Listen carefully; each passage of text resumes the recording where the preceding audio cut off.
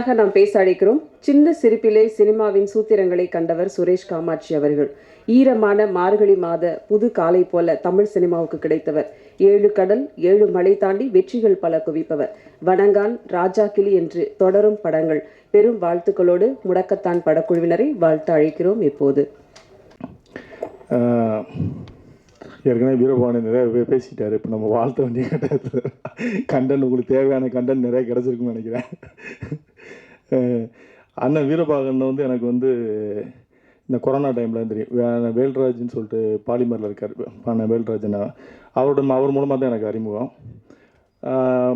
அறிமுகமான கொஞ்ச நாள் நம்ம நெருக்கமாக பழக ஆரம்பித்தோம். நிறைய பேருக்கு வந்து நான் மீடியா நண்பர்கள் நிறையா பேருக்கு நான் ரெஃபர் பண்ணி விட்டேன் அவர்கிட்ட அந்த கொரோனா டைமில். அப்போ வந்து யாருக்குமே 10 காசு வாங்காமல் ட்ரீட்மெண்ட் பண்ணார். ஏன்னா எல்லாருமே மீடியா பீப்புள் நிறைய பேர் கேட்டவங்களாம் யார்ட்டும் கையில் பண்ணலை. அப்போ 5 லட்சம் 4 லட்சம் ஒவ்வொரு ஹாஸ்பிட்டலில் 5 லட்சம் 4 லட்சம்னு பில்லு பெருசாக போட்டுக்கிட்டு இருந்துட்டேன். அப்போ நம்ம ரெஃபர் பண்ணோம். யார்ட்டையுமே 10 காசு வாங்காமல் பண்ணார். அந்த காலகட்டத்தில் தான் திடீர்னு ஒரு நாள் கூப்பிட்டு இந்த மாதிரி ஒரு படம் பண்ண போகிறேன் அப்படின்னாரு. சந்தோஷம்ண்ணே அப்படின்னேன். நான் டைரக்ட் பண்ண போகிறேன்னாரு. ரொம்ப நன்றிண்ணே அப்படின்னேன். அப்புறம் மறுநாள் திரும்ப மீட் பண்ணும்போது யாருனே ஹீரோன்னு கேட்டேன். நானே பண்ணுறேன் அப்படின்னாரு. எனக்கு அவருடைய அந்த தன்னம்பிக்கை ரொம்ப பிடிச்சிருந்தது. அதாவது என்னென்னா, ஒரு விஷயம் நம்ம ஆசைப்படுறோம், அது நம்ம நம்ம அதை நிறைவேற்றுறதுக்கு நம்ம முயற்சி பண்ணோம், இல்லை நம்மளை நிறைவேற்றிக்கிற நம்மளே முயற்சி பண்ணி முடிச்சிடணும். நான் வந்து அசிஸ்டன்ட் டைரக்டர் தான் சினிமாவுக்கு வந்தேன். என்னால் வந்து டைரக்ட் பண்ணுறதுக்கான ஆப்பர்ச்சுனிட்டி கிடைக்கல எனக்கு. அப்போ நான் என்ன பண்ணேன், நான் தயாரிப்பாளரை வந்ததுக்கப்புறம் சரி நான் வந்தது நம்ம தயாரிப்பாளர் ஆகிட்டோம், அதுக்கப்புறம் நம்ம வந்தது இயக்குனராக தானே வந்தோம் அப்படின்னு சொல்லிட்டு தான் மிக மிக அவசரன்ற படத்தை வந்து இயக்குனேன். அதுக்கப்புறம் கூட எனக்கு இவ்வளோ பெரிய கேப் இருந்தது. அந்த படம் முடிச்சதுக்கப்புறம் கூட நான் ஒரு படம் பண்ண எனக்கு இன்ட்ரெஸ்ட். ஏன்னா எனக்கு பிடிச்ச மாதிரி ஒரு கதை வேணும், அப்படி இருந்தால் பண்ணுவோம், இல்லை வேணான்றேன். இப்போ இந்த ஜனவரிக்கு மேலே ஒரு படம் டைரக்ட் பண்ணுறேன். விரைவில் அதை நான் அறிவிப்பு போகிறேன். ஸோ அப்படி நம்ம விரும்பினதை வந்து நம்ம செய்யணுன்ற ஒரு ஆர்வம் வந்து அவருக்கு இருந்தது. அவருக்கு அந்த ஆர்வம் இருந்தது. ஸோ இந்த படத்தை வந்து அவர் தயாரித்தார். அதில் எனக்கு ரொம்ப இந்த படத்தில் பிடிச்ச விஷயம் என்ன, எப்போவுமே ஒரு படம் வந்து நம்ம வந்து அந்த படம் வந்து இந்த சமூகத்தில் ஏதாவது ஒரு மாற்றத்தை படம் பண்ணுறோம், ஒரு மாற்றத்தை உருவாக்கணும். ப்ரெஸ் மீடியா இன்டர்நெட் நண்பர்களுக்கும் இங்கு வருகை தந்திருக்கும் சமுத்திரகனி சார், சுரேஷ் காமாட்சி சார், எங்கள் டைரக்டர் கர்மேகங்கள் கலைகின்றன தங்கர் பச்சன் சார், தமிழர் மணியன் சார், உங்களுக்கும் அனைத்து நல் உள்ளங்களுக்கும் வணக்கம். முடக்கத்தான் இந்த படம் ஃபஸ்ட்டு டைம் நான் வந்து வீரபாபு சார்கிட்ட மீட் பண்ணும்போது டாக்டர் எப்படி படம் எடுக்கிறாங்க எனக்கு ஃபஸ்ட்டு தெரியலை. ஸோ அவங்க சொன்ன ஒரு விஷயம் வந்து நல்ல கண்டென்ட், இந்த சமுதாயத்துக்கும் குழந்தைங்களுக்கும் ஒரு மெசேஜ் சொன்னாங்க. So socio conscience and child traffic. So டிராஃபிக்கில் இருக்கும்போது நிறையா சில்ட்ரன்ஸ் நம்மளே பார்க்குறோம். நம்ம முன்னாடி நிறையா குழந்தைங்களை வச்சுட்டு பிச்சை எடுக்கிறாங்க. ஸோ அவங்க நம்ம குழந்தைங்களான்னு இது வரைக்கும் தெரியாது. பார்க்கும்போது அந்த கார் டோர் ஓப்பன் பண்ணி ஒரு 10 ரூபா 20 ரூபா நம்ம போடுவோம். ஆனால் இப்போ அவங்களெல்லாம் பார்க்கும்போது யாரோட குழந்தைங்கன்னே தெரில. இவங்க அம்மா அப்பா மிஸ் பண்ணி எவ்வளோ ஃபீல் பண்ணுவாங்க, இந்த குழந்தைங்களை விட்டுட்டு அவங்க அம்மா அப்பா எவ்வளோலாம் மிஸ் பண்ணுவாங்க, அவங்க ஃப்யூச்சர் என்ன அப்படி நினைக்கும் போது இவங்களை எப்படி கேட்குறது என்ன எதுவுமே தெரியல. ஸோ அவங்க அந்த மாதிரி ஒரு கான்செப்டில் தான் என்கிட்ட சொன்னாங்க. ஆஃப்டர் கொரோனா முடிச்சுட்டு அப்போ தான் எனக்கு வீரபாபு சார் தெரியும். ஸோ அவர் வந்து ஒன் மேன் ஷோ அப்படின்ற மாதிரி சிங்கிள் மேன் ஆர்மி. அவரே டைரக்டர், ப்ரொடியூசர் அண்ட் ஆக்டர். நீங்கள் டீசர் பார்த்துருப்பீங்க. ஆக்ஷன்லேயே வந்து பயங்கரமாக பண்ணியிருக்காரு. முடக்கத்தான் டைட்டில் வந்து எப்படின்னா, குழந்தைங்களை கிட்னாப் பண்ணுறாங்க. கிட்னாப் பண்ணிவிட்டு இங்கேருந்து டெல்லிக்கு பெண் குழந்தைங்கள் வந்து பெருசானதுக்கப்புறமா விபச்சார தொழிலுக்கு இங்கேருந்து அங்கே அனுப்பிச்சி விட்டுறாங்க.